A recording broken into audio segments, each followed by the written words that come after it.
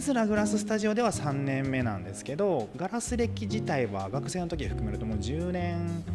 ぐらいになるのかな。若手だからって甘えられないし、中堅に挑むにはちょっとまだ未熟なところもあるしみたいな、今結構中途半端なところかなって自分では思ってるんですけど、決まってますね。もうどれが誰のかっていうのは一つだけ持ってこられても多分言い当てられると思います。その猫の子は横田っていう卒業したばっかりの女の子なんですけど、その子を除く方は皆さん僕より年上の結構歴の長い方たちで、奥野さんっていうのは一番ガラス歴がおそらく長いんですけど、すごく個性的です。見たらすぐ奥野さんのだなって分かる。あとそこの高緑さんも色使いが独特すぎて一目で分かる。ガラスの色って自分で作れないので既製のものを購入して自分で合わせて使うんですけど、それでも独特な世界を出せてるので、もうすごいなとしか。海外生まれの女の子はちょっと日本とはかけ離れたような色使い、綺麗な色使いなんですけど、この子は異質だなっていうのが分かるような感じになってますし、あれでペイントした感じの顔の描いてある。それははい完全に表面ペイントです。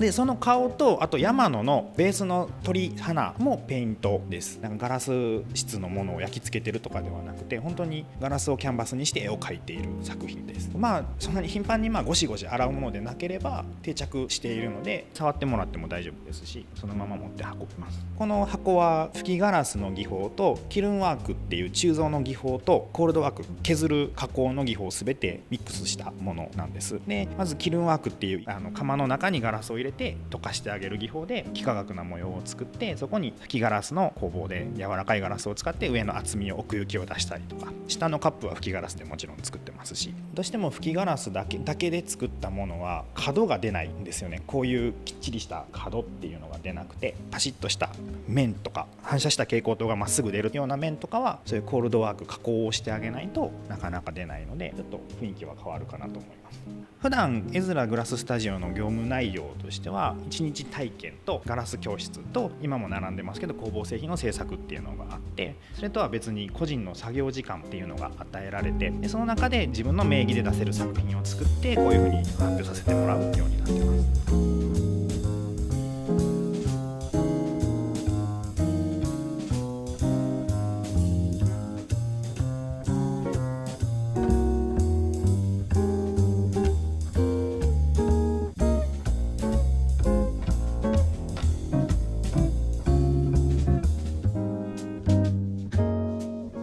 あんまり見る機会は少ないですね。はい、意外とこんなん作ってたんだっていうのは今見てても多いですね。はい、ありますあります。特にガラスって夏のイメージ強いと思うんですけど、夏場にガラスを作るっていうのがどういうことなのかっていうのがおそらく来てもらえると、